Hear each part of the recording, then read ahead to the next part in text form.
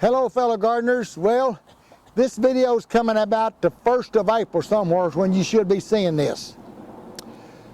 I'm going to talk a little about roses. I'm going to talk a little about pansies and show you some results of them. You know, a lot of people don't realize you can put a rose in a tub. You can see the difference between this one, which is still in the 2-gallon bucket, and you can see the difference in the one in the wicking tub, which is, this one is almost 2 years old.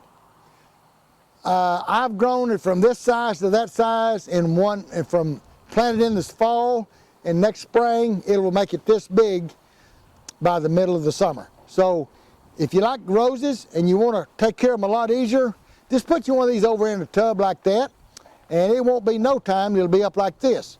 I mean, this has got the water in the bottom and the feed in there. Be faithful about it. It's just like the fertilizer recipe that we use is just like the same one for the vegetables that has blooms on it.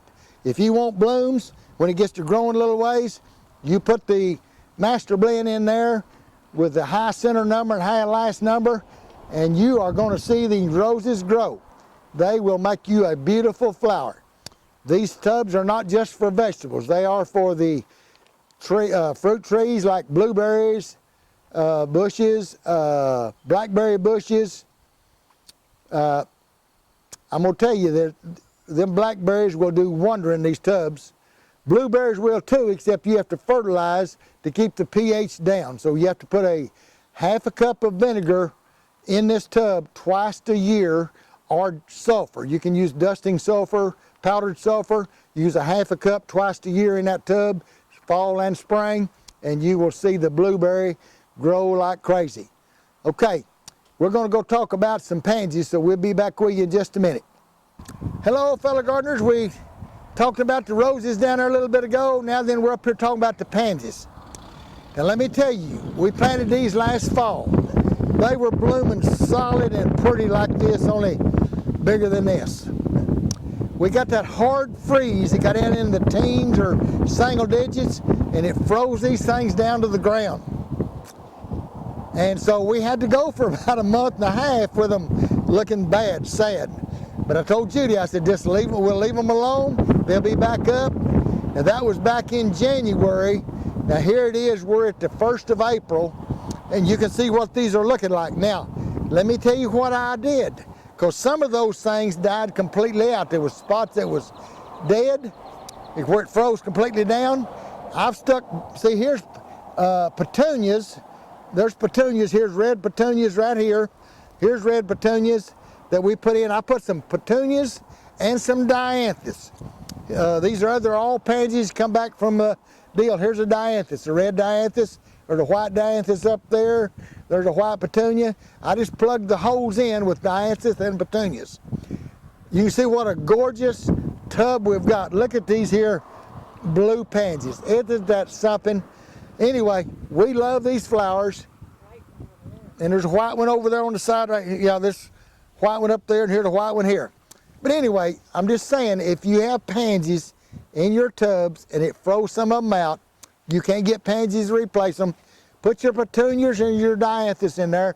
They'll take the cold weather also. And these won't do nothing but get prettier and prettier. Now what we did, when we came in and it kind of got over that cold spell, we brought some Nature Source, the 1043, the high front number, the nitrogen, which makes plants grow foliage. We wanted to grow some foliage, and that's exactly what we did. We put some 1043 on here. We hold 8 inches of water in the bottom of these tubs. Then we came back after about another 3 weeks, and we filled it back up with the master blend, the 83423. We wanted the high center number and the high last number to make the blooms, and that's just exactly what we're doing. You can see how pretty these are. Yeah. Yeah, this is a bathtub, but whether you have it in a bathtub or whether you have it in one of those cattle tubs, you can grow pansies, you can grow dianthus, you can grow the roses, you can grow your berries, your vegetables. This is just a simple, easy way. And let me tell you, I'm going to stress it again. If you're struggling with what you're growing in my wicking tubs, you text me 580-564-5909, and I will get back with you with an answer.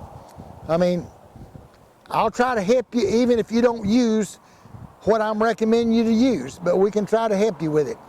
So just get back with us. We thank you for following us on YouTube. Judy and I are having lots of fun fishing. Josh is still putting greenhouses up, him and Richard, all over the country. He's going to New Jersey here. I think he's probably already gone to New Jersey by the time you can see this video. But anyway, let us help you grow your vegetables and your flowers. Subscribe, punch on the button. And if you need Sherry now to send you fertilizer or a paper copy of the fertilizer requirements, 580-564-2166, and Sherry or her mother Shirley will help you. All right, let's get to growing. Happy gardening for 2024.